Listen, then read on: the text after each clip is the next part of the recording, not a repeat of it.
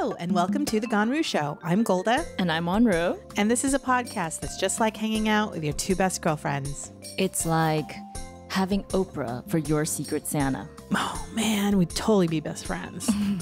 It's like winning at your white elephant party. Yes, George Foreman grill. Yeah. Yeah. It's like having a Christmas tree that takes itself down after Christmas is over. Oh, my dream. I guess so. Well, in today's episode, we'll be talking about all things holiday gift giving, gift buying on every type of budget and for any type of person that's on your wish list or your gift buying list. And you'll find out why Golda will go to every corner of the earth and sometimes even to outer space to find the right gift for you. And you will also find out why Ganru is going to be moving into a new career at Bath and Body Works. They will receive my application tomorrow. So let's get started.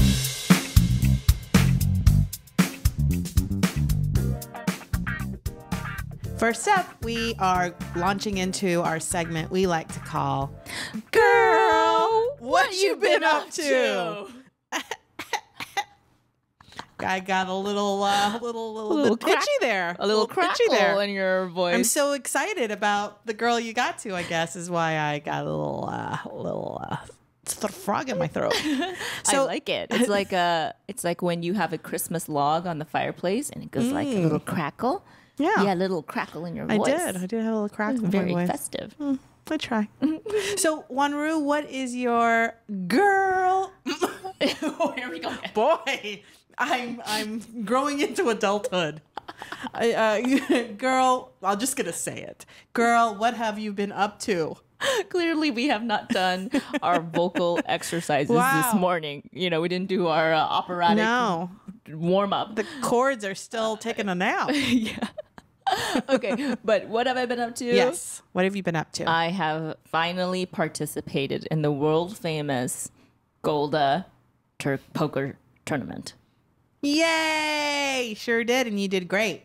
Tell us all. How was it? She's so nice. I like how she just glossed over it. You did great.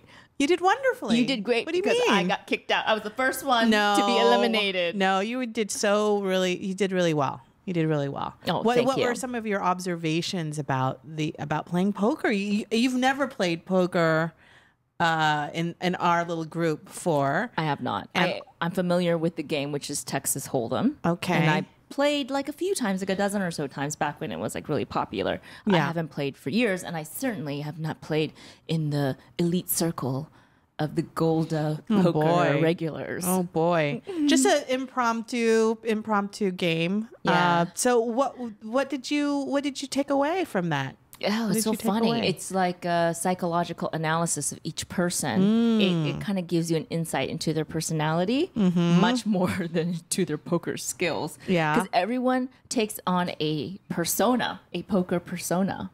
Oh, okay. Right? So you see people like they'll be chatting. They have an avatar. Exactly. If this is a video game. Yeah, an avatar. They have a mask that they wear when they sit at the poker table. So away from the poker table, they're eating salami, cheeses. Yeah. Yeah. And then once they sit down, it's like transform. Yeah, it's a whole other story. Exactly. Ready for battle. Ready for poker battle. Unless you're like me and you're all over the place and you're just like, I don't care. Let's just try throw a bunch of spaghetti at the wall and see which one sticks, which is more my style. Yeah. That's how I would self-describe. By the way, for those listeners who are not familiar, Glenn Surovich, which is one of our guest, was also up in this poker game. Music producer Glenn Surovich. He was in an episode that we called Carving Your Own Path. A couple of episodes back. You should check that out. Yeah, so he was there. As serious as he is about music producing, he is as detail-oriented and serious about poker. Like the grave. Serious, he is like taxes. Like a tombstone. Yeah, he's just so serious. Somber. serious. Would you say that people's personality when playing poker is different than their actual everyday personality? Is that what you're saying? Interesting. Is it just a heightened version, maybe, or Like our friend Greg Watanabe, who was also there. He's an wonderful actor. Greg Watanabe, also one of the founders of 18 Mighty Mountain Warriors, one of our most preeminent Asian American comedy troupes out there. Yeah. Yeah. So obviously he's a hilarious guy, very sociable. Yeah. But he gets really serious when he starts playing. Yeah. And then when he's not playing, he starts back with the jokes again. Yes. So yes. playing, like he's in it, like he's in this, what do you call it? He's anteed up, or he's playing. Seriousness, his face just takes on this really serious. And then when he checks or he folds his cards, it's like back to joking. Yeah. Yeah, back to joking, back to relaxing. I would say that my observation about the poker tournament was absolutely right, that as soon as people sit down and, we're about to start playing, they get their head in the game.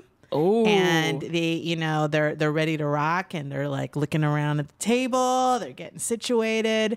And, and it's so interesting because definitely, Wanru, you kept it very light, because Wanru is exactly the same at the poker table than she is not at a poker table. Which is what? Which scattered, is no, random. Which is very, very conversational. So, everyone's really quiet, like totally, with the blinders on, looking at the cards in front of them and the cards that are about to be flipped over on the table.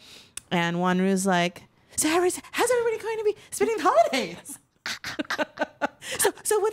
Ooh, look at that card. There's like commentary of, ooh, an ace. Does anybody have an ace? We're like, you really don't ask those types of questions. I was treating this poker game, which was, the stakes were $10 per person. Yeah, very low stakes. Like it was tea time at work. Yeah, pretty much. What are you eating for lunch? It's ooh, I smell somebody good. Is that a new cologne? I think, you know what? I think you've invented a new way of approaching playing poker. I don't think it was deliberate, right? But go on. What is my way? I think your way is you disarm them by conversing a lot. By conversing so that they get distracted with whatever strategy they were going to implement that particular hand, or they get distracted with observing the other players with what you were saying. See? It's a very effective technique. So, the 3 cards will come out, the flop. Yeah. And I'll say, how do you guys feel about 2-sided Scotch tape? Is that useful for gift wrapping? Anybody? In the meanwhile, I'm just like breaking in the chips. No, I don't know. This is my problem. I really had no deliberate plan of action. And I wish I could be so, what's the word? Prepared? Yeah. And actually it was really detrimental to my playing because I couldn't socialize and concentrate at the same time. So I think that's why I was just doing random moves at random times and just trying to see how people reacted. It was more like a social experiment than an actual strategy to win the game. Like, it's so funny because part of my brain is like, I understand the rules of the game and what you need to accomplish the end goal. Yeah. And then my monkey animal chatter brain was just like, let's have fun. Let me just bring up some random topic that intrigues me. What tickles me at this moment? And so between the two, my brain was clashing. So I would sometimes say like, well, straight flush, perhaps a possible straight. Hey, I like your sweater. Like it was just such a, and you're not supposed to comment on the hands. Like, oh, I think Greg's got 2 queens. I knew it. He flips it over. He's got 2 queens. You're not supposed to comment on those things. You're supposed to keep those strategies to yourself. So right? when someone made a particularly bold move, whether it was, saying, I'm all in, or I raise you, X amount, it's an exorbitant amount or something, Wanru would have a commentary on it. So as an example, I would raise, maybe 3 times the norm or something. Right. And she's like, "Ooh, raise. You must have a really good hand, huh, Golda?" Or are you just joking? But I know you, so I know it's a good hand. So she's giving away my secrets. Sorry, Golda. Okay, so that's my strategy, which is conversational, not very transparent, which is bad for poker. Yeah. Just too much side chatter. Yeah. But you know what? I think that fine-tuned, I think that could actually be your superpower. Oh. If you fine-tune it, but be able to sort of rub your belly and tap your head at the same time, right? Absolutely, yes. So yeah, as long as you can do that while still paying attention to the cards in front of you and what's going on the table, then you're good to go. Then that might be a good 1-2 punch. Yeah, because I have to have like the matrix numbers going like in the back, but in the front, the foreground, I'd have to be like chit-chattering and distracting everyone and talking about random things. I think it's very effective. Although we were instructed by Greg Watanabe that if you were in a legitimate casino environment, you'd probably be kicked out. I would probably be kicked out within 5 minutes. They wouldn't allow for that kind of interaction. Absolutely. My observation of Golda's playing style. So Golda is hilarious. See? Keep it light. She makes me laugh just with like a look or a little inflection. So before any move, she makes a joke. Oh, yeah? Yeah. So she'd be like, oh, I don't know. I guess I'll do this. I don't know what I'm doing. Before every move. So you can't figure out, unless you're me. Yeah. You can't figure out, is she joking because she has something? Or is she joking because she doesn't have something? You're throwing off the scent. Yeah. But she does a joke. She plays it off every single time. Like, oh, what's this? Whoa, I'm going to do a red chip and a green chip. Christmas.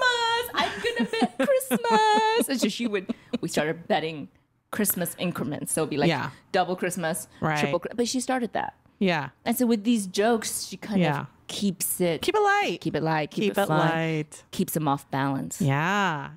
So they don't think about stuff. I confuse. That's my tactic. So if the two of us went to Commerce Casino, we would either dominate or we would be kicked out in the first 10 minutes. Right. Or we'd just be talking about the food that they bring to the table, that you have a little side table and you're eating. Yeah. It was fun. It was really fun. So thank you for inviting me. You're very welcome. Okay, girl. So you were obviously in that game, but what else have you been up to? Well, one of the things that I'm really looking forward to, as you know, I love Christmas. And this is a special Christmas episode. And one of the things that we do every year, is we have a Christmas caroling party. Aww. And I'm really looking forward to that. Already starting to prep for that. And what that entails is a combination of bringing friends and family together to design and to create crafts or ornaments for like half the day, a couple hours, 2 or 3 hours, have lunch. And then shortly thereafter, we go to a nearby senior center or retirement community near here.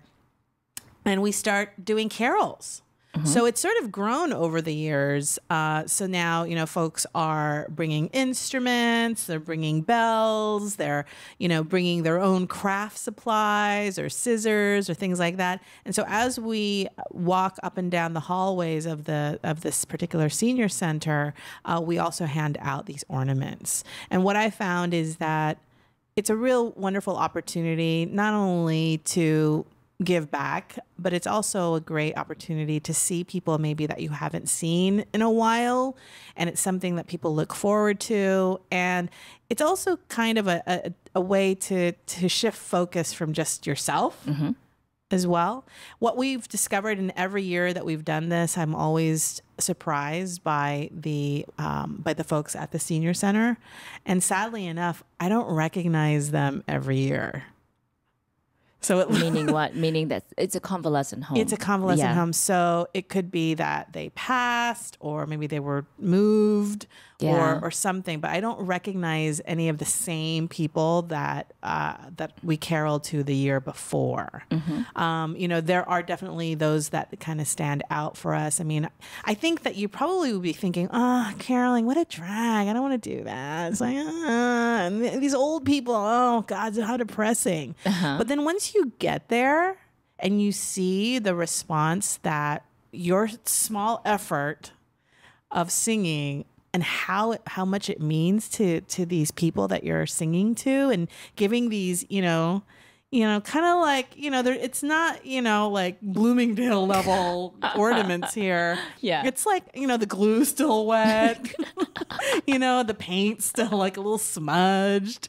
I mean, so it's a little bit makeshifty, but it's okay because it came from the heart. And when you see the reaction from the people that you sing to or that you give these gifts to, these small little tokens, it's you'd be surprised how a small gesture can mean the world to someone.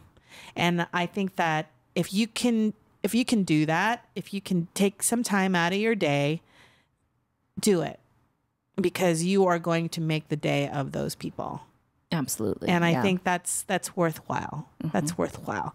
So that's what I'm looking forward to. And then after we carol, we come back to the house and we eat again and we, watch a movie, and, it just becomes a day that folks really, including myself, we really look forward to, if anything, for the connectedness, the togetherness. That's what it's all about. So that's what I've been up to. Yeah. And actually I went for the first time last year to the crafting and caroling session. Yeah. And what impressed me, besides for the fact that Golda did such a brilliant job of coordinating the potlucking, the crafting, and then transport over to the convalescent home and actually coordinating with the convalescent home. You did an amazing job logistically. What stuck with me was that although definitely the elderly people or the people who are invalids there really enjoyed it, because it's like we're taking the outside and bringing it inside to give them a sort of different change of pace. But actually the people work there really enjoy it. They love the music. Yeah. Yeah. Because like the nurses and the attendants. Yes, absolutely. Because we actually have two people who usually play guitar, right? Usually have two musicians. Yeah. And everyone. Our producer. Yeah. Is one of them. Gertie will play guitar, and then Gertie's brother also played guitar last year. Yep. And of course, everyone sings along. It's songs that everyone knows. So people sing along that work there. And all the nurses, they just really enjoy it. They enjoy having something so simple, right? Yeah. Something so simple as just singing songs that you have grown up with, like Silent Night, Winter Wonderland, all of those go-tos. And to hear it being sung by people who are coming to you with just the best of intentions, that's all it's about. So, I mean, I think that the lesson here too is I actually learned this from a friend of mine from college who invited me to her own kind of like caroling that they did in Burbank, California. And this family would rent out like a truck that had like wreaths on the side. It's like those trucks that you now see in a lot of like Target like ads for Christmas, where it's and they have the Christmas tree in the back. It's like a Christmas tree farm or something, and the truck that delivers the Christmas trees. Yeah, he rented one of those, and so you kind of hauled in the back, and then you just go to all these different houses. And I learned that from them, and I saw how people responded to it. And we actually went to a convalescent home in Burbank as well. And I saw that and I'm like, I love this. I love this, what they're doing. So that's how that was the spark. So it doesn't have to be anything elaborate. You can just do it in your blog if you wanted to, And anytime you do something like this, where you give of yourself, it unites people so much and it puts people in such a good mood. Yeah. I have never volunteered at any event where people were grumpy. Have you? No. I can't think of one. I hate volunteering. I mean, I've never... I hate crafting ornaments. I hate glue guns and glitter. Why am I here? Because when you volunteer, you're already of the mindset, I want to do this. Yes. I'm giving of myself. Yeah. And there's a higher purpose. I think people need that higher purpose in their lives. Yeah. And I think, too, especially in these times...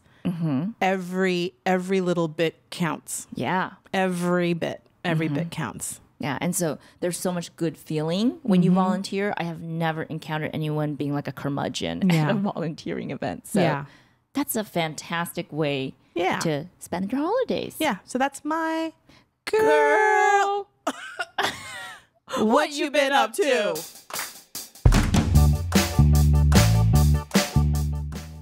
As we approach Christmas, yay!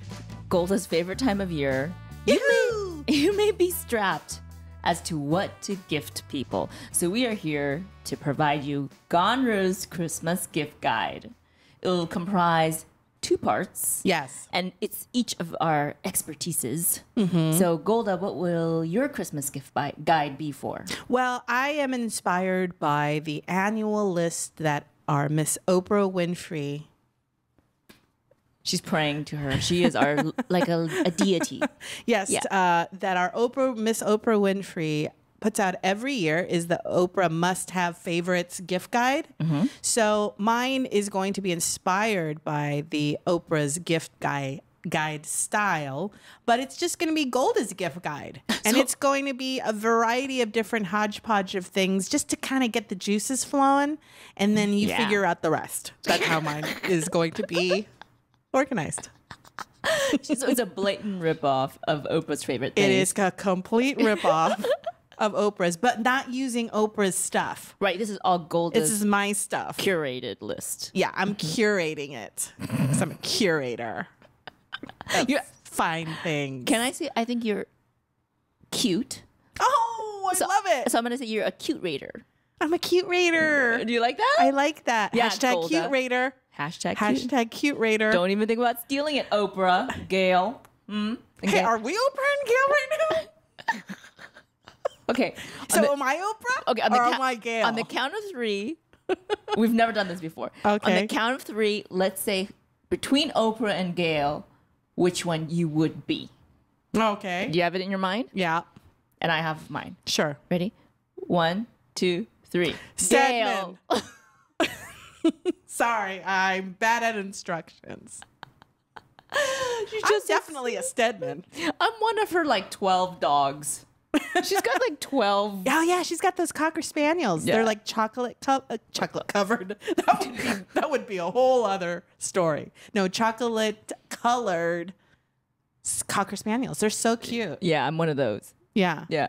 Okay. And so that's Golda's ripoff list. Yeah. But again, this is all her personal, like things she would want or want a gift, right? Yeah. And then What's yours? mine is going to be all those difficult gifts to give, like those people you don't know what to give them, or how would you describe it? I think for you were going to for the people that you really don't really care about, but you have to give them something, such as your boss, Yeah. such as that relative that you don't really like, Yes. such as that annoying neighbor that always gives you something, but know. you never give them anything, and maybe you should this year. Yeah. So, Right. So it'll be a couple of categories. One, which is people you don't really want to give a gift to, people Yeah. you have to but don't know what to give, and then some people who literally have everything. So just those difficult, tricky gift Ooh, yours giving is hard. suggestion. Mine is hard. Yeah. Yeah, you just Mine's easy. You Mine's pick just things what you I like. Okay, all right. So I'm basically giving you my gift list. Okay, all right. Better write this down. We'll put it in the show Yeah. notes on theganru.com if you want to check it out. All right, so let's launch into it. Why don't you give us 3, and then I'll give 3, or whatever you want. Just My goodness. Unleash the hounds, the kraken. Yeah. Okay. So the first is in regards to, instead of a thing that you would give somebody, why don't you give them an experience? Ooh. Why don't you give them an experience, and give them an experience that might even last an entire year? What? Like what? So one of the really wonderful treasures that we have here locally in Los Angeles is a library or garden called the Huntington Library. And they have an annual membership pass. That would be a wonderful gift for me. I don't know about you. But an annual membership gift where you can give this gift, and it clicks in the day that you buy it for one entire year, and you can go there whenever you want. Some similar types of gifts such as this would be, maybe it's a little pricey, but let's say a Disneyland annual pass. Ooh, yeah, that's Wouldn't that really be nice? That's a little pricey though. If you have the cash, do it, and you know someone who loves Disneyland, that's a good one. Or your local museum. That's for a great one. example, like LA County, Norton Simons. And they're not that here. much. I think I would say they range from $75 to $100 for the whole year. Yeah. So you give them a year of attending a museum. Yeah, or even some of the smaller museums or some of the smaller art galleries nearby. Like here we have the Japanese American Museum, which would be a wonderful one. LA County Museum, Norton Simon, they have different exhibits every couple of months, which is kind of cool. We have the Broad Museum here as well. So those are gifts of experience. The other thing that I would say is are gifts that people will have fun in terms of sharing with others. So with that, I was thinking a good gift is, why don't you give the gift of games? What? Yeah. Like what kind of game? Give the gifts of games, but with a little twist to it. So as an example, everybody likes Monopoly, right? Everybody has a Monopoly set, right? Sure. Why don't you get one of the special editions of Monopoly? Ooh. And here's an interesting one that's just fresh off the presses. For those of you, for example, who love Game of Thrones, any Game of Throners out there? I am. Yes. I am. They are coming out with a special edition of Monopoly, the special Game of Thrones edition. Oh my God, that would be so cool. So every, like Park Place would be Park Place, or like St. James Place or whatever, would be a place in the Game of Thrones world. Yeah, King's Landing. Isn't that something? Yeah. Or like different bars or restaurants that they went to, or So cool. villages. And then not only that, but I believe it comes with sound. So it will play the Game of Thrones theme. I think when you pass go, the Game of Thrones theme will come out. And then it's an excuse to get people over. So true. Right? Yeah, yeah. And now the Game of Thrones is going into its final season.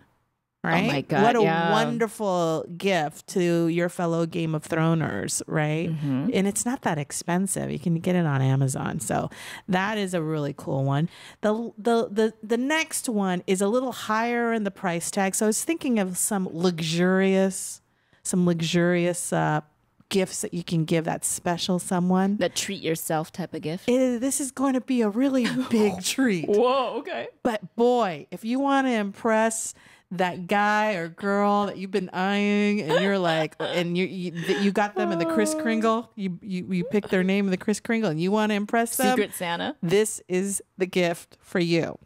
And I will not hold the suspense any longer. I'm salivating here, literally trying to think of what this is. The gift is only one of 70 that is out there, and this is a lunar rock. It's a meteor. It's a meteorite that they sell at Harrods, and there's only 70 of them. Wait, so this is a chunk of a meteorite that landed on Earth? Yeah, it's called Moonfire lunar rock. And there's only 70 in existence. It's a lunar meteorite. So you can own literally a piece of the moon. Okay, question. Crazy, huh? How much is one of these things? Well, as my mom always says, if you have to ask, you probably can't afford it. So it did not list the price on the website. You have to call Harrods department store in London to get the price. But I thought that was the coolest thing. How many people could say they have a lunar moon rock? Not me. My goodness. I have a rock from Joshua Tree that I may have picked up and put in my tote bag. But that's the extent of my rock collection. Okay, maybe I have read too many science fiction books, but all bad things happen when things from outer space come to Earth. Oh, yeah? Like what? diseases, like weird alien diseases, radiation. From the moon? Yeah. The moon from has outer radiation? space. Oh, yeah. We have the atmosphere to protect us from all the radiation that's like floating through space. But I have a cure for that. what?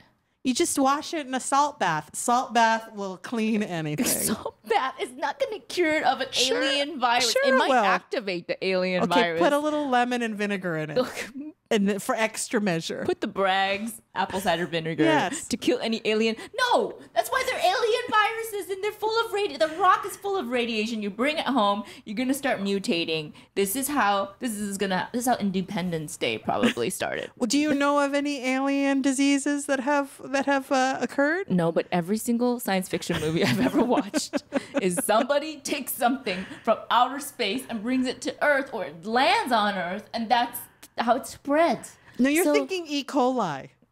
It's like I think you're thinking E. coli. It's not a alien it's disease. Space E. coli. I mean, it's worse. It's like the space flu. It's like we have never encountered a strain so virulent. Every science fiction movie. Well, you're looking at it so negatively. Well, let's say you get one of these 70 meteorites, right, from Harrods. Okay. What if you get it? And what if it's, instead of it being disease ridden, what if it cures things? Huh? When has that ever happened in the history of man? When has disease from aliens ever happened? It hasn't happened yet, because we're not buying these lunar stones from Harrods. That's the problem. These 70 stones are going to go across the earth and spread disease. Okay. So and you know what else too? I was thinking, now you got me getting me thinking here. How do they certify this? Right. I mean, for all we know, there's some guy at Harrod's basement with like a rock from like Buckingham Palace Park or whatever is nearby. Not even. Just and then you just the take Safeway parking lot. Yeah. Just get like a can of like aerosol spray paint. Yeah. And then just so I have silver. I have 3 issues with this. Number 1, again, the alien space virus. But number 2, it doesn't look nice. I can't imagine it looks nice. It looks like a rock. That's what I'm saying. Like when you open the box of this beautiful Harrods box, it's going to be packaged with velvet and whatever because you're paying an arm and a leg for it. You open it, a rock. I think it comes with a platter.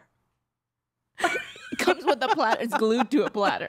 I think it comes with a platter, but I don't think the platter is that special though. I think it's just like a white plate. Yeah. Like that you can get at like Target. Right. And then thirdly, but how cool, right? Isn't it? It's a cool idea. It's a cool idea. And look, what a conversation starter, huh? Man, if you had that lunar rock at home. Mm-hmm. You just carry it everywhere. Be like, hey, you want to see my rock? Wow, right? What a great line. Okay, let me ask you, which would you prefer? Would you prefer something tangible like a piece of lunar rock? Or what if, because this is also available for those of you who are interested in doing something really romantic like this, right? Because this is a very huge romantic sort of... Yeah, like I look at the moon, you know? But you can hold it in your hand too. But I can hold it. I can look at the moon and then hold it in my hand at the same time. And then suffer radiation illness from the radiation. And then the arm falls off. Okay, would you rather have a piece of lunar rock in your hand? Or what if someone bought you a star? Like, it's far, far away, but they give you a certificate that this star in this location has been named after you. Oh, why? Why don't you like that? Probably costs the same concept. What's wrong? Because to buy a star and get a like paper certificate that says here's a star, it's named Ganru, versus something tangible in your hand that you know it was on the moon for millions of years. Come on. A name versus something you can hold in your hand and feel the texture. You can smell it. You know, maybe it has a moon smell. You can rub it on your pressure points. This is exactly it's how all good, man. Golda will be turned into a mutant, is because of all these. She's smelling the moon rock. She's rubbing it on her arm. These are how the disease is transferred. No, okay, I'm teasing you. But we're talking about like, you're like that billionaire. What's his name? The one that owns Elon Musk. You're like Elon Musk. And you're like, I already bought you like, a private jet and a yacht. What's left? Lunar rock. He probably started this idea because doesn't he have like 1 billion like spaceships that are out in space right now? Yeah. So he's probably like got a tote bag. He's just like picking up rocks, just like I am in Joshua Tree. Just picking up rocks randomly. National Park Service is going to be knocking on your door. No, not in the park, in the periphery. near the Stater Brothers near the park. Okay, so this actually brings me perfectly to my first category, which is gifts for people who already have everything. All right, let's hear it. So you're like, what the hell am I going to get you because you're so freaking rich? Or they just buy themselves whatever they want anyway. Okay. So that kind of ties into what you said, like an Elon Musk type. Okay. As if we run in those types of circles, but like, what would I get Elon Musk? I don't have those kinds of friends. Exactly. What I would do is I would go back to your share an experience with that person. Okay. Because the greatest gift you can get is your time. My presence is your present. That's unfortunately. true. Sorry, Elon. Yeah. But you and I are going to be spending some time together. Okay. So what you're going to do is you're going to buy them something that you guys will do together. Okay. And great places to buy those things are Groupon. Yes, your favorite. My favorite. So we could do does this tickle your fancy? I'm of trying to see which one Golda would like. Okay. Chocolate making class together. Oh. A cooking class together. Oh. We can even do a ketogenic cooking class together. Rock climbing class. Oh, no, not that. Hot yoga. Going downhill. Sound bath. That's where you... Okay. Yeah. I like that. Sound bath. I've always wanted to do that. Yeah, I was also thinking maybe we could go to like Glen Ivy together, which is like a outdoor spa, and then we rub mud on each other, and then... Oh. And then base... On a date? No, this is like an experience. Oh, like me and you? Yeah. I'm like, okay. So it's like, ooh, red clay. Yeah, exactly. Rubbing it on your face. Exactly. So it's an experience that you two will share together. Okay. So you can even, if you're really extravagant, you can buy them like a really nice dinner. Oh, that's lovely. Like, for example, like let's say Elon happens to love Russian food. I would take him to like a Russian place. I would scope it out and say, this is like the only good place in LA for Russian food, and that's going to be my Christmas present to you. It's nice. This unique experience. Okay. And I guarantee you, nobody's going to buy them a Russian meal or a rock climbing Groupon. And it should be something obviously tailored to them that you think they might enjoy already. Yeah. So obviously you can't compete in the money category. Don't even try. Yeah. And every tangible thing, like physical thing, they've already bought for themselves. Yeah. So give them that gift of enjoying something together. Some other things, hot air balloon rides. Oh. If they're not afraid of heights. I did that one time. Amazing. Yeah. Yeah. Did you have to pee? I always worry about the biological aspects of outings. I see what you mean. What if you have an urgent need to go? I guess you could just kind of hang out the side. Everyone go to one side of the basket and Golda go to the other side of the basket. It causes an imbalance in the basket. Yeah. Potential. Is it a big basket? It's a tiny. You're like crammed up against everybody. Like how many people can be in a basket? Mine had like 16 people. And in 16? my little That's quadrant. A lot of people. Yeah, in my quadrant there were 4 of us. Wow. But still, it was cool. It was really amazing. Okay. It was beautiful. Sounds lovely. If you're really adventurous, there are hundreds of outdooring like things you can do, like canyoneering, paragliding, things like that. If you get really adventurous. What's canyoneering? It's where you hike up to a location that has usually a waterfall or a canyon, and you rappel down. Oh. You will go on a rope and you'll go down the canyon. Wow. That sounds fun. That sounds cool, right? Yeah, sounds really cool. So you can't maximize your monies. I mean, you can't beat them in terms of money, but you can beat them in terms of creative experiences. So for those that have everything already, I would say go with a unique experience, or I would say do something that makes it convenient for them. Oh, okay. I know this sounds weird because a lot of people who buy everything for themselves usually already have some money already. So why don't you do something that helps make their life more experience? So I would recommend something like these subscription boxes. So for men, there's something called a tie club. Oh. They get a new tie. Every month? Yeah. One tie? I'm not sure how it works. I think they might send you 4 and you pick one and you send back the rest. Does that make sense? Okay. And there's the Dollar Shave Club, which is a very inexpensive way so they can get razors every month. Okay. Because men go through razors. BlueBottleCoffee.com. Everyone drinks coffee. So it's a monthly subscription. They will get a new pack of beans every month. So it's more like convenience because these are things they need anyways, right? They need coffee. They need ties. They need, whatever they need. And then There's also wine subscriptions. Wink, W-I-N-C, wink.com. What is that? Wine subscription service. Oh, that's wine. That's wine, yeah. Okay. So there's whatever you think they might enjoy that is more on the practical side, you can actually give them a gift subscription to that. So they'll every month, they don't have to buy it, and they'll think of you every month. That's lovely. Yeah, is that a good one? Like that? Yeah, and then lovely idea for women would be Birchbox, B-I-R-C-H, which is more beauty and lifestyle. $10 a month. That's cheap. You can buy them 3 months. If you don't have to buy like a 12-month subscription. Yeah. Just do 3 months, $30. That's great. Pretty Yeah. good, right? And then there's also Love with Food snack subscriptions. Ooh. Because who doesn't love snacks? Nobody. Nobody does not like snacks. And you can customize. You're like, I only, eat these types of snacks or whatever. They'll send you Oh, the kind of snacks that are more for your palate. Yeah. So yes, I would go for rich people or people that are hard to buy with. Give them a subscription box. Give something to look forward to every month, something they'll actually use. Don't get them like a bullet of the month club. What? I mean, unless you're into shooting guns or Bullet of the month club. or cat calendar. If they don't like cats, don't get them the cat calendar subscription. Get them something you think is practical or they'll enjoy. Got it. Yeah, that's it. That's for the tough to buy category. Okay. All right. So Gotcha. what about you?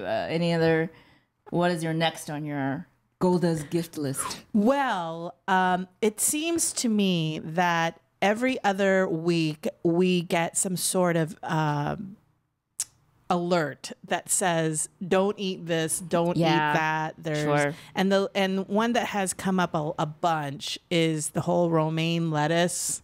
E. coli, and now it's sort of spreading to other types of vegetables and stuff like that. So here's a great gag gift, but also a great practical gift.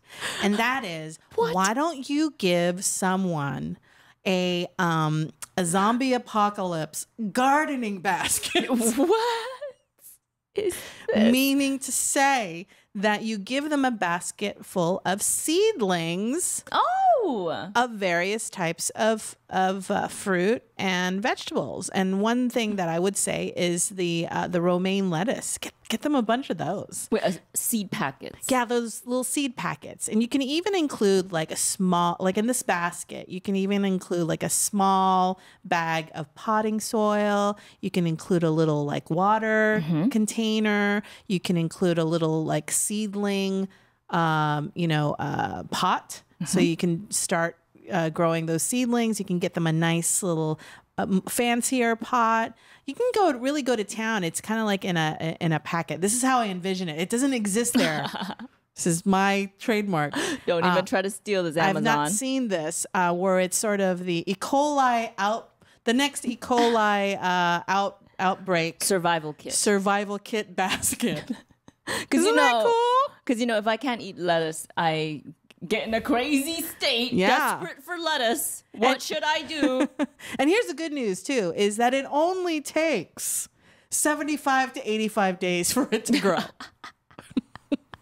At which point, on average, the E. coli will have spread to another organism, and you'll clear to eat lettuce. It's going to be radishes or something, right? Or you may already be infected.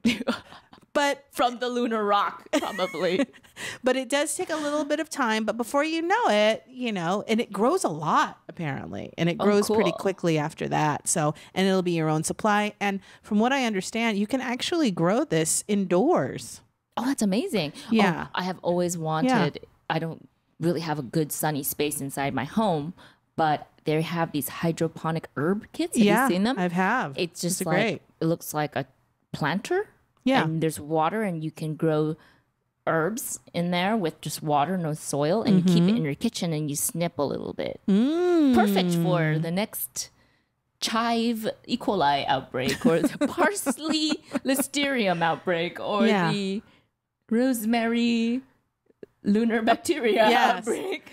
I'm finding that we have more and more of these outbreaks with different types of food, and it's becoming increasingly attractive, the idea of growing your my own food. Yeah. And starting small there, right? So like the herbs are relatively easy to grow.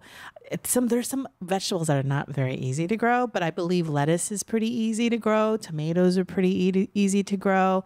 Unless you have a farm, and you eat meat, you can't really like raise cows. But let's start with vegetables and fruits first. Let's start with that. Yeah. So I would say a bunch of different packets of organic seedlings, which are not expensive at all, in a basket with a little bit of potting soil, a little bit of, little sample pots, right? Some cellophane wrap. You're good to go. Isn't that nice and very thoughtful that, you want them to survive in a zombie apocalypse in the next E. coli outbreak? Not bad, right? Yeah, awesome. What do you think? Yeah. So that's that. And then the other thing, and I'm going back to the luxury. Here we go. The luxurious items. Is it a chunk of another planet? No. Actually, this is a little bit more down to earth. And this is for the foodie in your group. Ooh. Okay. And according to my research, there is a very rare chocolate. You had mentioned chocolate making? Yeah. Okay, so I wouldn't bring this chocolate to the chocolate making class because it's a little expensive. What is it? It's called Toak. It's spelled T-O''AK. Oh my God, it sounds like It's called Klingon, that's what the Klingons shout before they kill someone. It's like, Toak! You have offended my ancestors. I must now slice you open and your belly will bleed. Toak!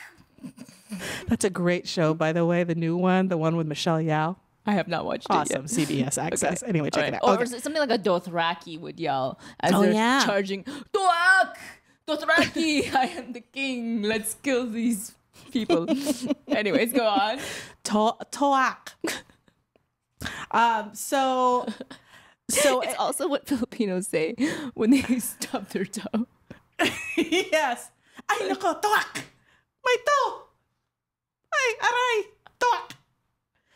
Yeah. That's true. This I knew it sounded familiar. Company is going to tell us to cease and desist. They're just going to sue us. So what is the special? What's so special about Toak? So it's made in Ecuador. It's made in Ecuador. Okay, say no more, because that's where all the good chocolate is. True. Sorry, Belgium. That's just the way it is. Yeah. Okay. Yeah.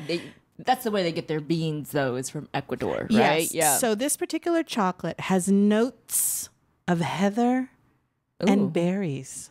Hints, just notes and hints. As if the chocolate were a wine. That's what you would taste in a bite. And not only that, Wanru, but check this out. When you get it, remember how the lunar rocks came in a white Target plate? This chocolate comes in an elm wood body box. What? And each chocolate piece is individually engraved with a bar number. What? As if it was a bar of gold or something like that. Yeah. All right. Well, I mean, the packaging, it seems amazing, very, right? very high class. Yeah. What warrants such a high level of care for the packaging? What's inside of it? What makes this chocolate so special? I don't know. I'm purely believing what people tell me, that it's rare. You're just believing the hype, the publicity around this chocolate? I believe because the cacao berry, as the as the purists say, the cacao berry is one of the oldest families of cacao berries in the world. Oh my God. So it's like a wine, I guess. You know how they say that some of the best wines you can only get in certain regions because the vines and the soil and all that noise is like generations old, and it blah blah blah. It's no $1 chuck, right? But so this chocolate is not like getting like a Tootsie Roll here. You know what I mean? I get it. Yeah. So for those connoisseurs of chocolate and who say that they love chocolate and they've tasted every chocolate out there, et cetera, this would take it over the top. That's right. It's artisanal chocolate. Oh, yeah. Limited edition chocolate. Yeah. Right? It comes. I would keep the box. I would buy it for the box. The box elm looked cool. box. The elm wood body box. You could put like Is that sweaters crazy? in there afterwards or something. Yeah. Yeah. So that's that. And then my next one, I'm a little conflicted of whether or not I want it. Okay. Okay. So the next one is to get a DNA test kit Oh, that's so good, Golda. That's a really good one. as a gift, Oh my God. right? Yeah. Because Oh, that's so good. I know you're curious. If you're 100% Caucasian, might not be the case. Let's Yeah. see what the DNA test kit says. Exactly. Or I think I'm 100% Filipino, but shoot, wouldn't it be cool if they found out that I was Swedish? Have you ever? Oh my gosh, that's like my dream. I believe in another life I was the Swedish queen. I was queen of Sweden. I've said this before. And maybe your DNA kit will prove that. Yeah.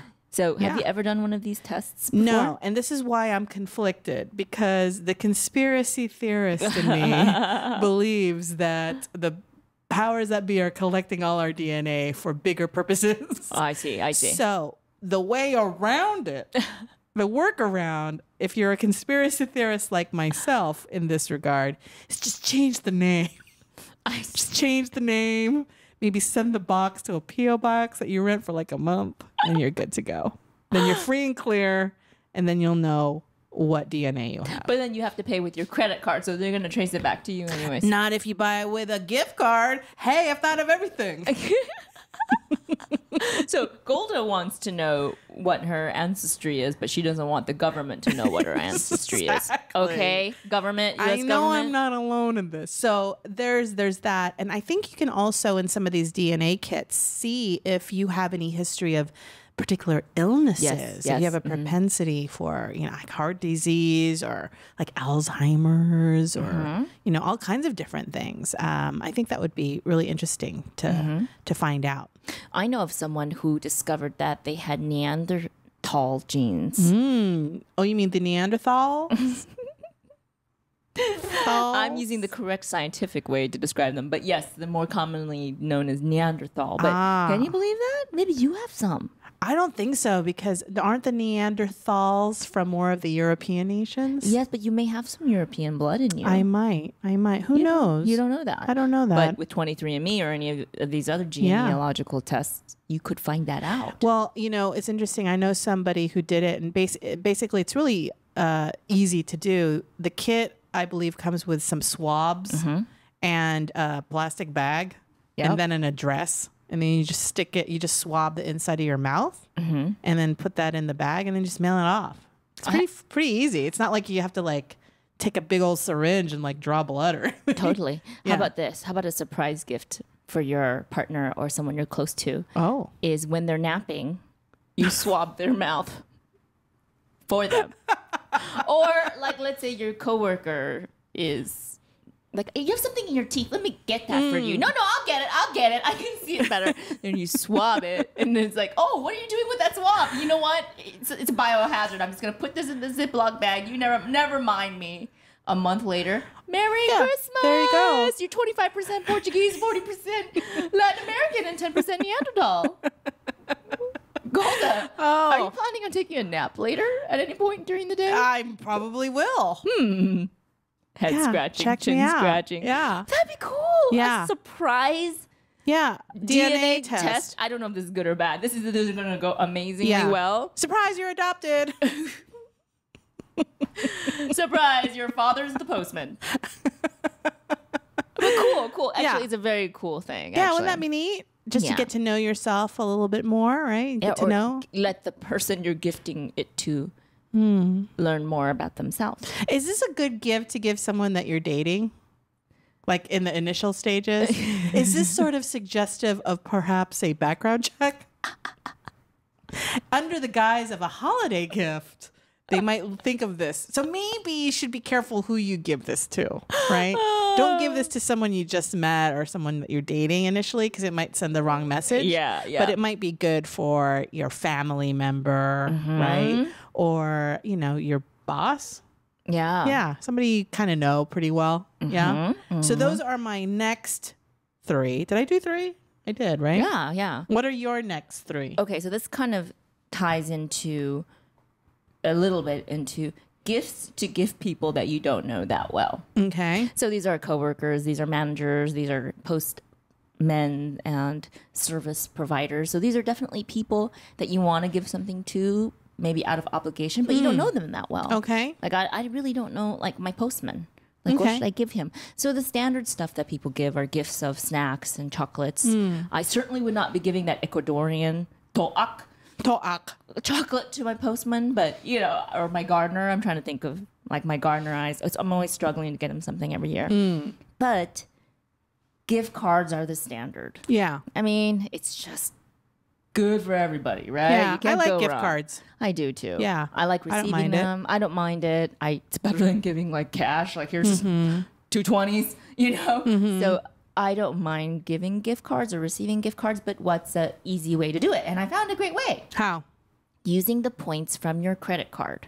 Oh, okay. So people... Oh, yeah. Yeah, because you have all kinds of... That's a good idea. different credit cards. You might have one for miles. I use my Discover one because you get, you know, cash back. And what happens is they have a portion. There is a site in the website. There is a way to redeem your points, and they allow you to redeem it for just a credit, but you can also redeem it for gift cards, and they have all these deals. So it'll be $50 off $50 gift card from TGI Friday with only $40 worth of your points. So you get more values. I've also bought lots of like movie pass things. Like it'll be 2 tickets and a popcorn for $25. So you can buy them a movie theater like package for a family or for 2 people. And because you're using your points, you get more value. The only thing about this, and you might have to check with your own individual credit card, is you do have to order it a little bit before. Yeah. It usually takes 1 or 2 weeks for it to arrive. But it comes usually in a really nice sealed envelope, and then you can use that and put it in another card and give that to the person. I like that. Yeah, especially if you a don't great know idea. them that well, right? Okay. So that's a great way to give gift cards. Another thing I would probably give people that I don't know that well is food, and you know, it's like something they can eat and be done with, and just for a little different spin on that, instead of giving them the usual boxes of chocolate or boxes Fruit of cake. cookies, Do fruit people cake. still give fruit cake? Some people do. Yeah. Okay. They should just Stop. You just stop it. just throw that Don't do cake it. right in the trash can, because that's where that person you're gifting it to. Unless you want to give them a message. You know what I'm saying? Of what? If I don't like you, the fruit cake. And it says 2016 on it. Exactly. Yeah. Okay. So if it's someone that you actually want them to enjoy it, I would actually change up the food. Oh. For example, Okay. this is something I've done before. I would give them, like your basket idea, give them a basket or a bag of healthy snacks. So things like pea snaps, you know, the dehydrated peas, seaweed things, jerky. If they're on keto, you should give them nuts. You should give them Macadamia nuts, please. yeah, organic ones. Yeah. Simple truth. Lightly salted. Lightly salted. Thank you can you. give them they sell them like these date things. They're like dates stuffed with nuts. These healthier snacks, because everyone will eat them throughout the year. Like and beef jerky doesn't go bad, or turkey jerky, right? There's these things now called bison bars. They're Oh, yeah. energy bars, but Yeah. it's made of bison meat. For someone who runs or hikes, you get them a box of those. That's great. That's great. They'll be set for the whole year, right? So whatever is a more healthier version, just buy a bunch of those and put it together, and that could be a great love gift for it. someone you don't know, but you want to be thoughtful to. Yeah, so those are my suggestions for people who you're obligated to give something, but you're kind of scratching your head. Yeah. I remember you mentioning to me something that you bought for yourself. It was like a pass for different places to like work out, or different types of like fitness classes even. Yeah. So that was going to be my last category. But let's dive right in. I'll just dive right in. Yeah. So these are gifts that I would recommend for anyone. And I'm always trying to reduce physical things, you know, like Yeah. I'm trying. So I was thinking, what can you give someone that will be of huge use to them, but it's not like a thing they have to like put away or something. Yeah, it's not going to take up space in their home. Exactly. Yeah. And so besides for a gift card, these are the things I could recommend. A gift membership to something they might already use or not. Did you know you can give an Amazon Prime membership? That's a great gift. That's a great gift. Do you have one? I don't, but it's because I don't buy too many things from Amazon Prime. I rely on manipulating other people to buy them for me.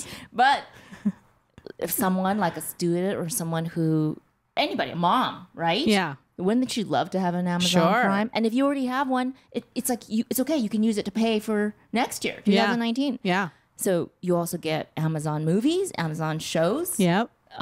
Storage too, right? Like photo storage, I believe. Yeah, on Amazon Prime. Yeah. So I would recommend Amazon membership. You can give them a Netflix gift membership. Good one. You can give them a Hulu gift membership for those who love TV. You can give them a Spotify or Pandora gift membership. No ads. That's that when you pay for the membership, no ads. And then for any introvert, a Kindle Unlimited membership.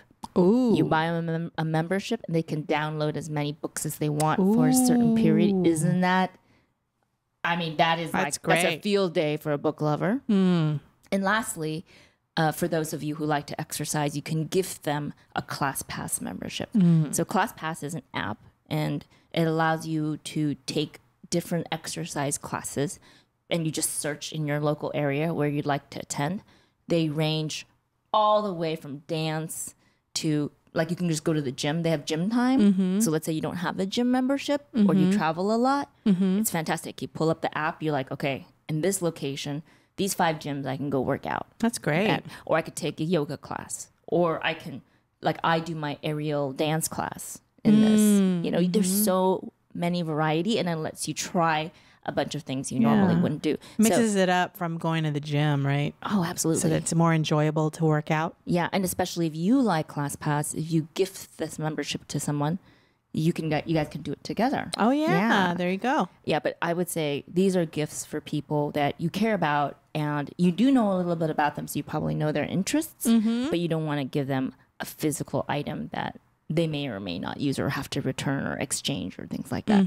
So, and that's also kind of good for, I don't know, it's good for everybody, right? Those type of gift memberships. Absolutely. Yeah, absolutely. So that's it for my last category of difficult gifts to give. I love that last bit, and I'm going to add on a little extra, and that is when you give those gifts of experiences or like the ClassPass, you had mentioned maybe you can take it together, but any of these other things like that you were mentioning as far as experiences, Groupon and all that stuff, what a wonderful way to lock in time with these folks, right? So, because you know how sometimes you give gift cards or like I remember getting a gift certificate to Glen Ivy Spa, and I never used it. And I think it's still sitting in my drawer. Yeah. But if you give that Glen Ivy or Burke Williams spa certificate with a card to your friend or family member, and it says, for booking in March, pick a day, and it's me and you doing this. Yeah. I know it sounds corny, but it's one of those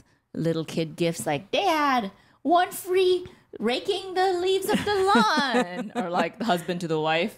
Oh, one free massage, honey. Foot massage. Like coupons. Yeah. But the key is, all that's corny is you as the gift giver should definitely follow up. Yes. Say, I gave you the gift of an experience, XYZ. Yeah. And I'm following up. Hey, Elon, it's time to go to that Russian or that Polish dinner that I promised. Saying pole dancing. That wasn't it. Session. There's an idea. By the way, ClassPass does also have pole dancing. Ooh. They have everything. I can do that. The pole dancing. Okay, are you? But I don't think I'd be a very good stripper. I'm too smiley. That doesn't.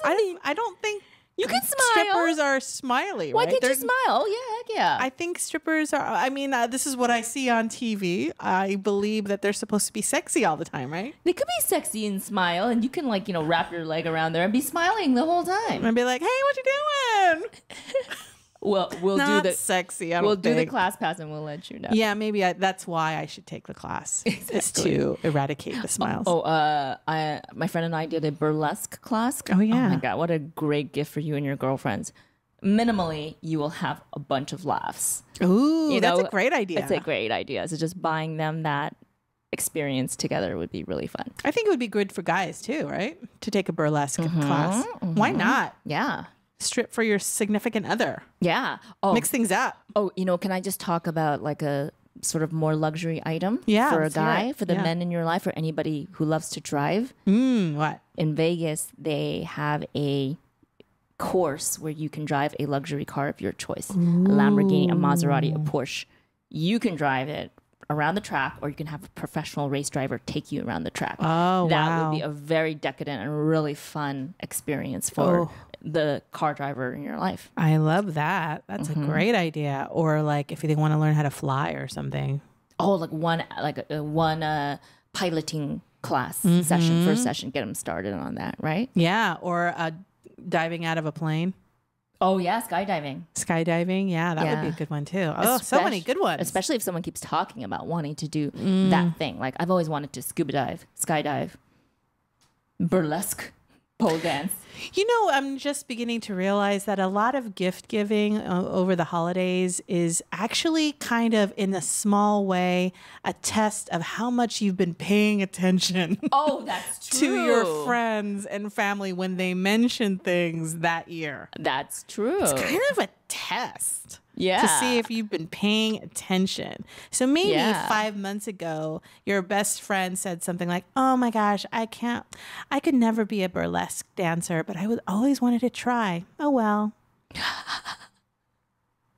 Walk, walk, walk, walk, walk. Okay, I just thought of something, but do you have any more things? And then I'll wrap up with some things. Oh yeah, I just had some like smaller things. Let's hear them. To think small about. Gifts. So for the folks who like who have relatives or friends who like those luxury items, like those name brands, those shishi items, but maybe you don't have the pocketbook to afford those luxury items for your girlfriend, boyfriend, relative, friend, or whatever. I would say that if you can get a small item from that luxury brand. From that luxury line. So as an example, your girlfriend says, I love Louis Vuitton. I would love a purse. I would love the new Crocodile and Boss purse from Louis Vuitton from the cruise edition. And you're like, girl, I don't got that kind of money. Right? Well, here is potentially a way to give that person a piece of that. You can buy them a small... I'm laughing saying it. Could you imagine? They get a Louis Vuitton box and they're like, oh my God, it was what I wanted. Luggage tag. Coin purse.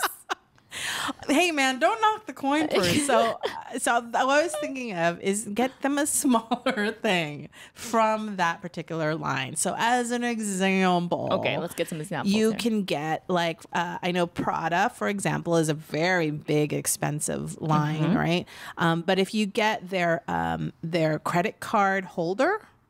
Yeah. It's not that expensive. Yeah. It is, but but if you've got the year to save, it's running about $200+ for that, and that person gets a little bit of Prada or LV or whatever line. That's always good. Or a lot of keychains that have the LV or Gucci or whatever line. You can get them nice little keychains. You can get them like Cartier has a really lovely classic keychain that's like $90 and it says Cartier on it, and it comes in a nice little Cartier bag. That's really lovely. That's a great So idea. for a little slice, a little sliver of luxury maybe that you can't afford, but the person who you're giving it to really loves that kind of stuff, that might be something, an alternative, a workaround. And then the other thing that I was going to say is to support your local businesses around you. So look around, and wherever you see like mom and pop businesses, try and purchase something from your mom and pop and support them. They'll need it a lot more than an Amazon would or a Best Buy would. So try and go to the local stores there. And then the last thing that I would say is get you some artwork. Oh, nice. Artwork is there's a little bit of a fine line there, because I know artwork is very particular and personal depending on the person. But introduce maybe having them collect art if they haven't started already, with a local artist around town, or you can go to places like Etsy. And there are a lot of local painters and artisans on Etsy. You can sift through a variety of different offerings there, and it's one of a kind. Why not? And, it could symbolize maybe something that you experienced with your friend or your family member together. So let's say Wanru and I went to a burlesque class, and I knew that Wanru liked art. Maybe I would get her a figurine of two women dancing. I don't know. Yeah. But, sure. something artistic, I think. A little memorabilia. Yeah. Yeah. Especially if you had already done something this year together, like if you had traveled together, something of that theme. Yeah. Or, just if you know that person likes dogs, get them a locally made dog item. By the way, I would highly recommend commissioning pet portraits. Ooh. It's kind of late. It's already December. But that's a great one. But you can buy them the gift of a pet portrait. My friend, she's an artist, and she painted me a little tiny postcard-sized portrait of my dog. Oh. One of my most favorite gifts ever. See? But let's say you're not talented that way. Then hire somebody to do it for you. When we were in, I was in Vegas celebrating my mom's birthday recently, and there was a vendor there that did 3D printouts of people. So you stand in front of lights and a backdrop, and then he takes a picture, and then it creates an actual 3D replica of you or whoever. Wow. So that might be a cool gift to create a doll, basically, a 3D printout of yourself. Yeah. Well, don't do the one of yourself and give it to somebody. That's weird. But maybe for them, they should have it. So that's another piece of art. Here's a gift of me for you. Literally. So those are mine. Did you have any? Okay, and just to wrap it up, these are little gifts. So these are things that you're like, I do not want to go to the mall right now. Yeah, ugh. Because it is a madhouse. Freaking a madhouse, or it's too late to go and order something online. So what can you buy someone that I always like to think of something practical that they're going to use up, and that it's kind of universal, so that they don't have to exchange it if it's the wrong size or the wrong color, the wrong fit, or it might be outdated. So I would say hit up your supermarkets, girl. Oh, okay. What can you get at your supermarket? What can you get? I know, good question. So if you go to a regular supermarket like Ralph's or whatever, these are the items I would head towards. Okay. How about some macadamia nut oil? Ooh. High-grade olive oil. Oh. That's really pricey, man. Yeah. A little balsamic vinegar could be like freaking $25. Yeah. A little olive oil can be $25. Oh, good one. Give them something luxurious they normally would not get for themselves. I see it all the time. I see macadamia nut oil. It's one of the best cooking oils out there. Yeah. Kind of expensive. Yeah, it is. Yeah, but for a gift for someone, they could use that for like a whole year almost if they are using it sparingly. Yep. Pink Himalayan sea salt. Ooh. Gray sea salt. Ah. They have all these Celtic ones. Yeah. Different ones. They have different tastes, apparently. Yeah, I've never bought that. Too cheap. I buy the 99 cents table salt, Good old Morton's. Good old Morton's. Yeah. How about a jar of saffron? That's expensive, girl. It sure is. How about some Madagascar vanilla beans? That's expensive too. Hey now. Vanilla bourbon, bourbon in vanilla. Yeah. Pricey. I see what you're saying. You're saying that get them stuff that seems like they would never get themselves, but they would probably still use. Yeah, and just a little bit more luxurious. And you can get that at the supermarket. So just look around look for the most expensive version. You might even be able to find some artisanal chocolate at Ralph's. I'm sure they have it. So just go to the chocolate instead of going for the Reese's. What's this? Ecuadorian chocolate. Ooh. Get a pack of those. Put it in your basket. Make your own toak. Basket. Oops, I snorted. We can edit that out. Right? Okay, so Ralph's is a great place. If you live next to a Japanese or a ethnic supermarket, like I have a 99 Ranch Market. Okay. I love to go to they're specialty food items. So when I go to 99 Ranch Market, which is a Chinese supermarket, I look for teas. Oh, they good have one. Such good teas. They have great, unusual, and very pretty bowls, like those Chinese bowls, but now they come in so many varieties. Yeah. And they have these big scoopers. You can't get that at Crate and Barrel.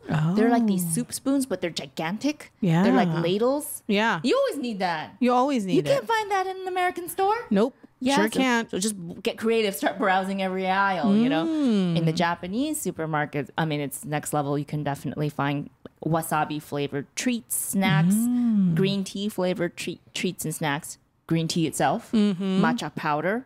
Oh, it's the best. Matcha powder is very expensive, and it's a very good, healthy alternative to coffee. If you give them a can of really high quality matcha powder, which they can make into their own iced drinks or lattes or for cooking, that would be really good, really healthy. Oh, that's great. I love that. And then, of course, their teas are always very good. They're box teas. I mean, if you love jasmine or green tea, you get it from the Chinese or the Asian supermarket, it tastes way better. It tastes way better. Okay. Yeah. And then, of course, if you have a Cost Plus World Market, you can buy all kinds of unusual food items. And lastly, craft beers as well. So any local places that have craft beers, they usually have a seasonal beer. So for those who love alcohol or love to drink, get a craft beer from your local brewery. They usually have a Christmas ale, an October ale. Get them. I've gotten before a 24 pack of international beers from Cost Plus World Market. So it's the things they normally would eat or drink or use, just upgraded or slightly different. I love that. I love that. I forgot one thing I was going to say, but now you triggered my memory, and that was that whole idea of how giving these holiday gifts is a test on how much you were paying attention that year. True, yeah. So as an example, remember when Harry and Meghan Markle got married? Yeah. And remember how it, and think amongst your friends who was really excited about that. And who amongst your friends might have a royalty fetish, for example? Like, this is an example of how you're paying attention, right? Okay. So I have a friend who is a royalty fetishist, loves anything royal family. Okay. So instead of getting her like a scarf for Christmas or something like that, perfectly lovely gift. Yes, perfectly lovely. Perfectly lovely gift. Knowing how much she loves Meghan Markle and Prince Harry, you can actually go to the Buckingham Palace gift shop online. What? I've discovered this. And you can get a Christmas ornament of a baby basket that is in anticipation of their newborn. And it's like $10. Crap. But how cool is that to go on the Buckingham Palace website, click on the little ornament thing for $10, get it in the little Buckingham Palace gift box. I mean, she's going to love that so much more than, you know, the cashmere scarf that you were probably going to give her. Yeah, that's true. Just right? The thought and the effort you put into it. Yeah. And what I'm saying is that when you're paying attention to these little things that your friends or family have been saying to you all year or for years, pay attention to those little things that really spark that, like, kind of like light in their eye. Pay attention to those things, make a mental note of it. And then go to places, not to just your box retailer or, you know, some of your normal go-tos. Those are absolutely fine. But if there are smaller places like your mom and pops, or even more specialty places like this Buckingham Palace store, gift shop, that you can just order it online for something so small, right? I have another friend who's a big Dodger fan, right? To get them a Dodger ornament or to get them a Dodger wallet or whatever Dodgery, you know, that's huge, you know, more so than, you know, like, oh, mittens again for Christmas, you know, right? It's probably going to cost the same, if not less, but it's just that little extra thoughtfulness, I think. Yeah. And I think that's what people are looking for in a gift, is just that you've thought of them. And and it doesn't look like a re-gift too. Don't do that. Don't do that unless it's an iPad. It's okay to re-gift an iPad, right? Sure. That you've never opened. That's fine. Or right? your Tesla. Or your Tesla. Okay. Okay, fine. I'll take your secondhand Tesla. Right. But it's just the thought that you put into it. And I hope that we gave you lots of ideas so that it'll make your Christmas gift giving a little bit easier. Yeah. Here is a segment of products we love. Someday this will come true.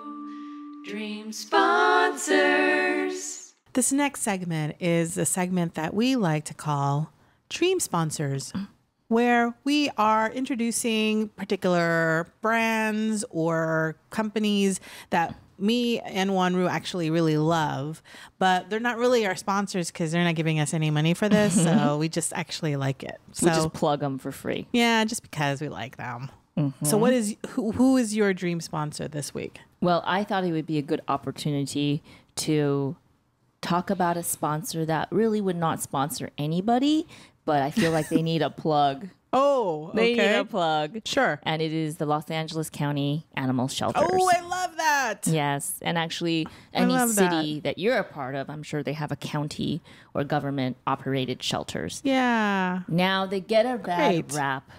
Why? Because they have to, unfortunately, part of their job is they have to euthanize animals. Oh, boo-boo. But it's a very, very sad fate. But it's like they're doing a job because it's required because of the sad state of our animal control. So, people are not very careful with the way they manage their animals. And every year we have an extra number of animals that cannot be homed or housed. And because it's a public health hazard to have stray cats and dogs running around spreading diseases, they have to collect them up. So it's a very, very thankless job. And it's a hard job, a very, very hard and dirty and sometimes dangerous job. Sure. Luckily, they work with a lot of adoption agencies. So these are not the county agencies, but sort of like nonprofit agencies, which will help to take extra animals out of the shelter, especially during this time when people buy a lot of animals for gifts. Oh, and then they buy animals for folks who might not want any or even doesn't work out. They don't know how to take care of an animal properly, and they don't know it's a lifetime commitment.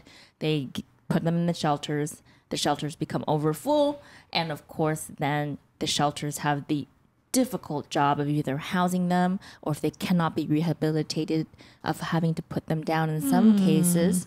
So luckily, again, I don't want to give them a bad rap. They're doing a really hard job, a job that nobody wants to do really.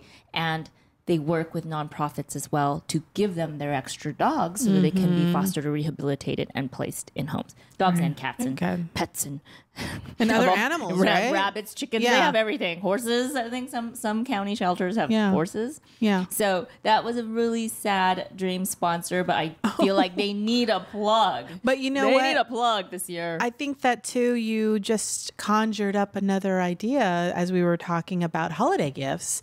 What a wonderful holiday gift, but to make a donation. Oh, yes. In the name of maybe your friend's pet. Right?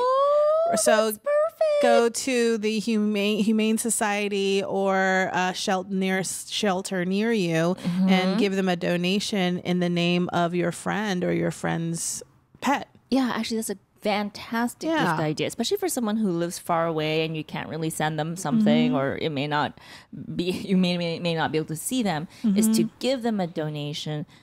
Give a donation in their name to a charity that they already support or love. Yep. So if anybody wants to make a donation, I would actually ask them to make a donation to NPR.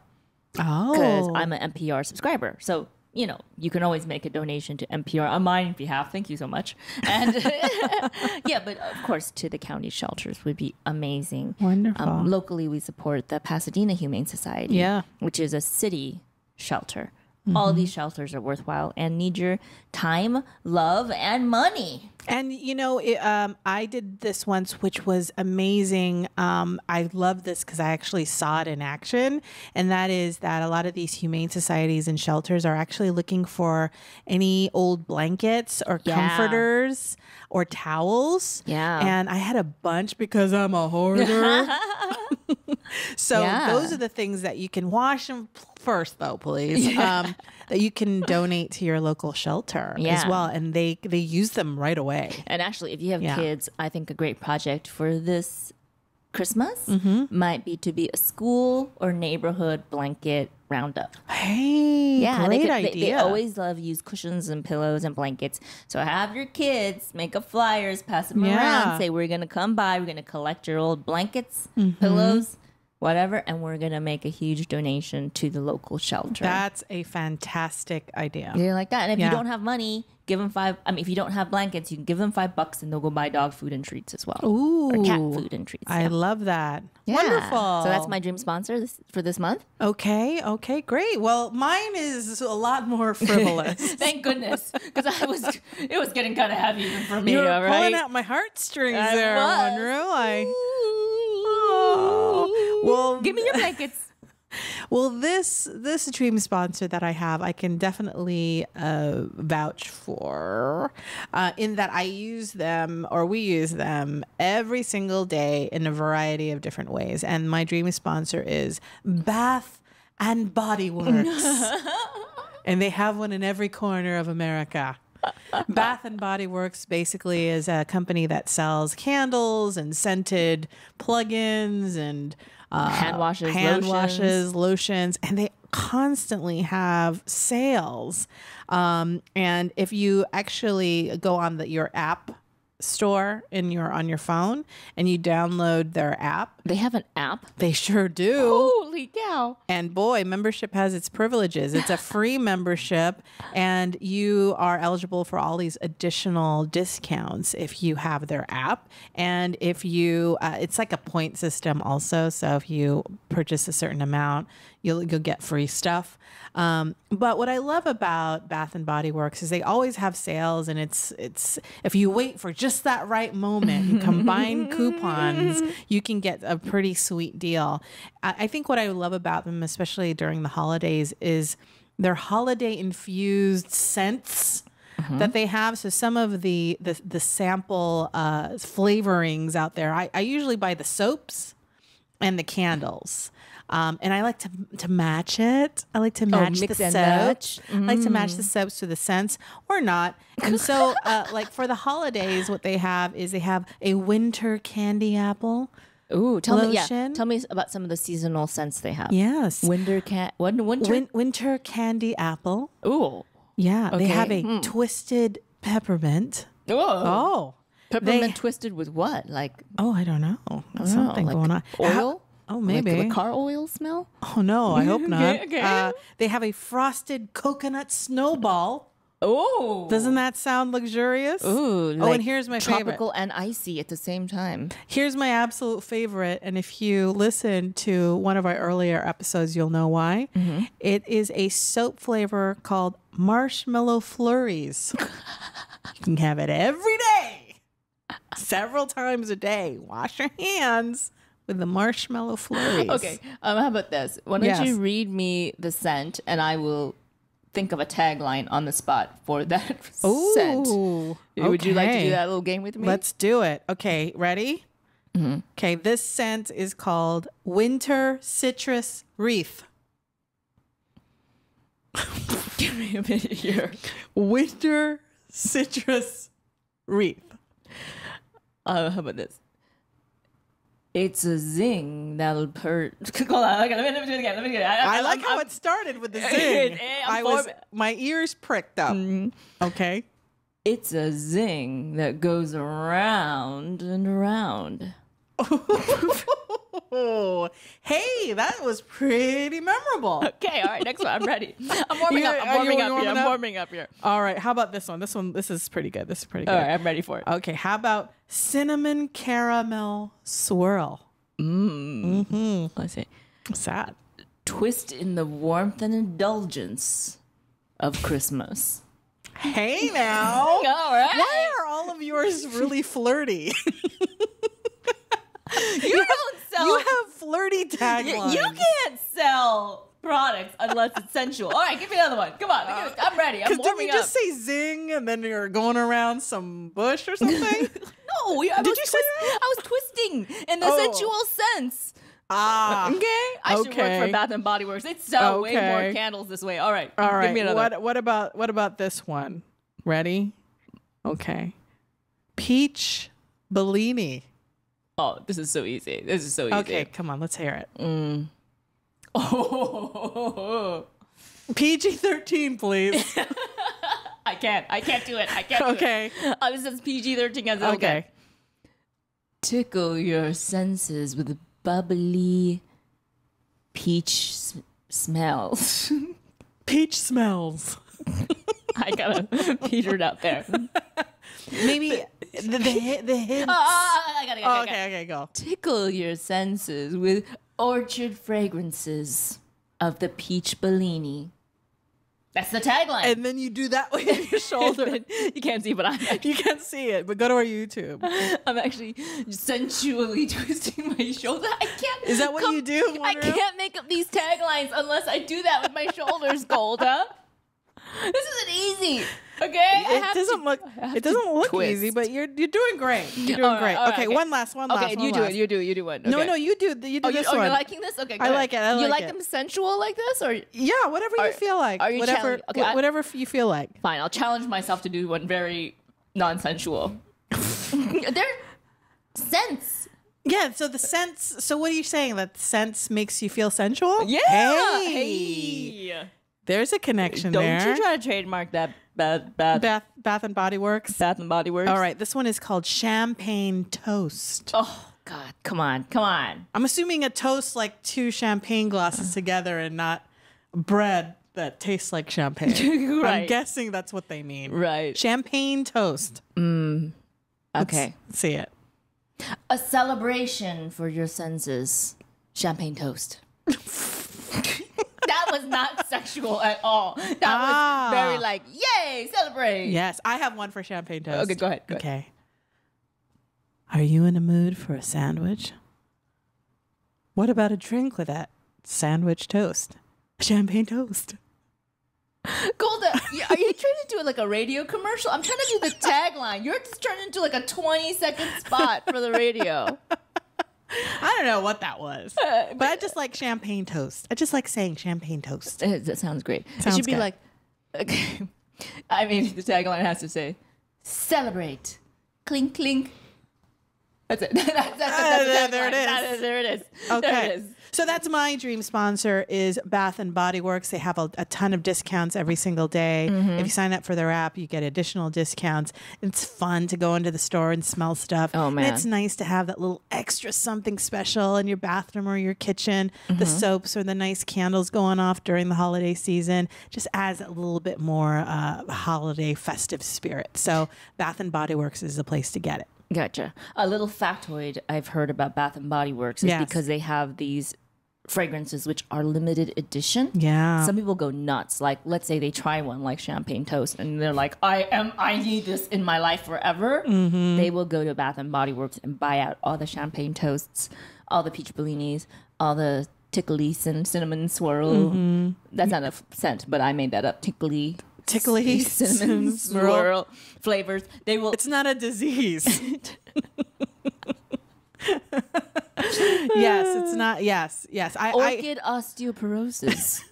That's probably Not a fragrance. That maybe for the older set. For the older it would set, be older a set. little bit more appealing. yeah, but I heard they go nuts on these scents because some of them Yeah. are so special for. They keep changing it up, right? Yeah. What would be some of your scents that you would, if you were a like, let's say you had a job at Bath and Body Works. Oh my God. And your job was to come up with scents for their soaps and their candles. Yeah. What would you do? Are you ready? Yeah.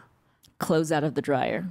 Oh, that's a good one. The warm fur on the back of my dog's ears. Wow. Have you ever smelled the back of your cat's ears right there? Oh, yeah. Smells so warm and fuzzy. It smells so good. Mine would be called Archie Sunlight. Oh, Archie's my cat, our cat. And whenever she sunbathes in the sunlight and then you smell her, she smells like sunshine. Oh my Isn't God, that that is a good one. That is a good one. I Ooh, like that. let's think of some more. Bath and Body Works, don't steal our Yeah. ideas, but collaborate. Okay, How let's- about a scent called Baby? where they just smell like baby. Oh my God. How about baby after drinking breast milk? Oh my God. What does that smell like? They smell amazing. Even more babyish. Because they're fatter? Because they got like milk in them. So it's like it's like a dairy baby. Dairy baby. Oh, dairy Not baby. good for those lactose intolerants. Yeah. But yes. Oh, I know. Yeah. You know when you open the jar of almond butter, how smooth it is on top, or peanut butter? Smooth peanut butter top. Oh. Fragrance. Nice. Yeah. How about a scent that's called healthy self-esteem? Ooh. Talk about buying them out. Oh, I have one. Yeah. Boss calls in sick scent. All right. I love that smell. Boss isn't coming to work for a whole week. Yes. Oh. I've got one. Man, Bath and Body Works. We got a million of these. Okay, what's your next one? More. Amazon package has arrived. That's always fun, right? And you know now that they take pictures of the box on your porch and then they email it to you. Oh, they do that now. Sometimes it's kind of hit or miss, but it's kind of fun. Like to get that picture and you're like, oh, look, my floor rug looks really good outside. But awesome. So so those are our Bath and Body Works. And call us.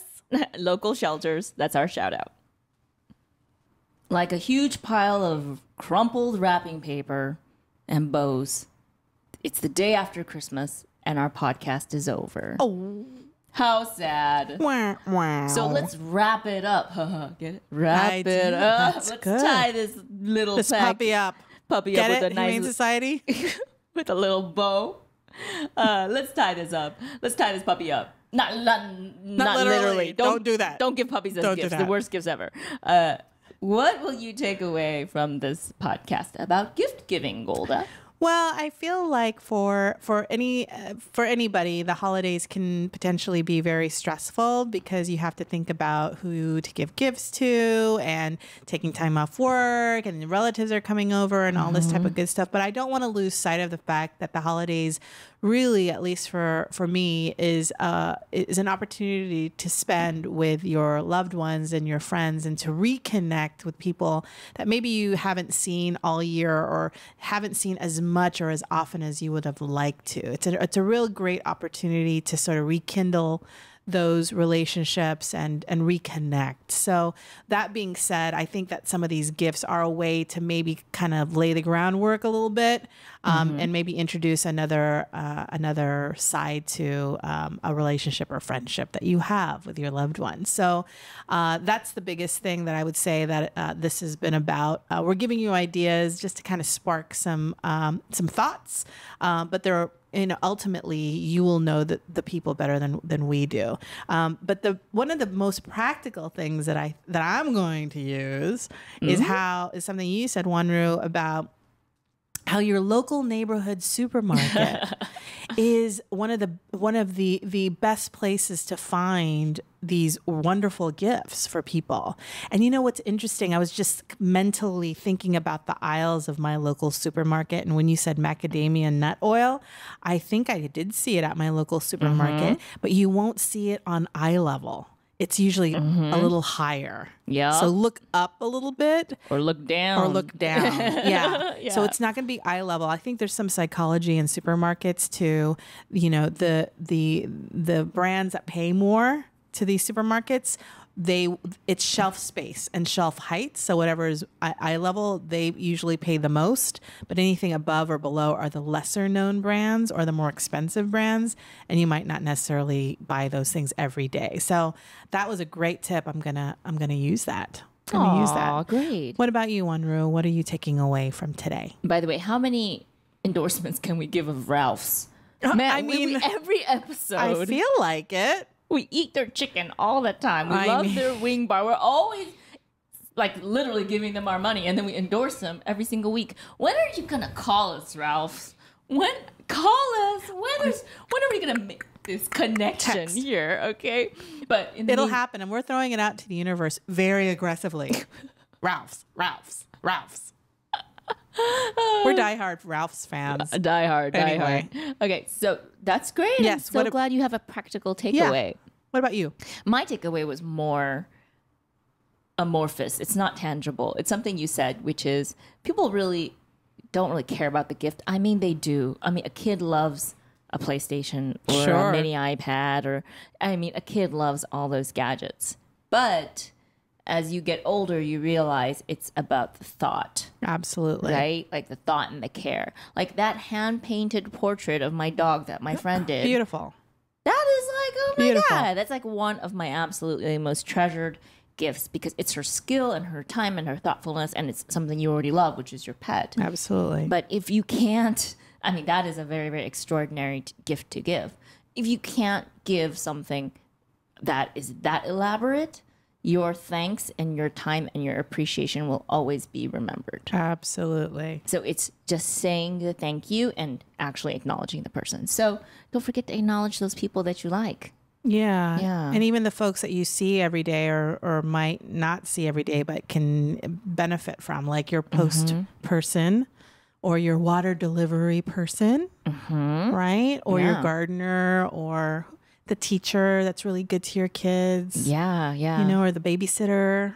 You know, so many people around you that influence and impact your daily life in a positive way. Yeah. You want to show them some gratitude. Yeah. Right? And lastly, I learned that I can't think of sexual or sensual fragrance names without I didn't say the first thing. Without embodying it in my body. I'm not feeling so sexy. I don't know. I turned into What accent is that? Carmen Miranda? I turned into Carmen Miranda. Ay. Chiquita. Ay. Okay. Christmas fragrances. Ay. I love it. I feel like invigorated just doing that. Bath and Try Body it. Works. Call us. Yeah, we'll spin it a whole other way. Wonderful. Well, that has been our special holiday episode of the Ganru Show. We hope you enjoyed this particular episode. And if you have, please check us out on YouTube if you haven't done so already. Or if you're on YouTube, thank you. Please subscribe to us on our podcasts as well. And we're on every major podcast provider out there, like Spotify, Apple Podcasts, what else? Overcast, Stitcher, bunch of stuff, right? You just Google us and we'll show up. Yeah. And if you like what you see or hear, please share us with your friends. Tell them all about us and tell them how much sunshine we bring to the world, etc. This is what I think we're doing. I don't know if we're doing it, but and if you do like us, thank you for sharing us with your friends and family. Thank you for subscribing. Thank you for rating us, ranking us as well. All of those things really help us. If you have a hookup to Ralph's, give us a call or email us at theganru@gmail.com. And what else? We're also on all the social medias. Yes. Well, Instagram and Facebook, the ones that count. So feel free to reach out to us there. We love to get show ideas. Yeah, we you. love the photos that you send as well, or articles that you send, or ideas that you give us about future topics. We're all about it. Yeah, and every like, thumbs up, review, heart, whatever you do, any feedback you give us is always so helpful. Yeah. So thank you already for those who have, and who haven't. We look forward to hearing from you. Yeah. And we wish you and yours a wonderful holiday season. And we'll see you very soon. And in the meantime, I'm Golda. And I'm Wanru. And this has been The Ganru Show. Bye. Bye. Happy holidays.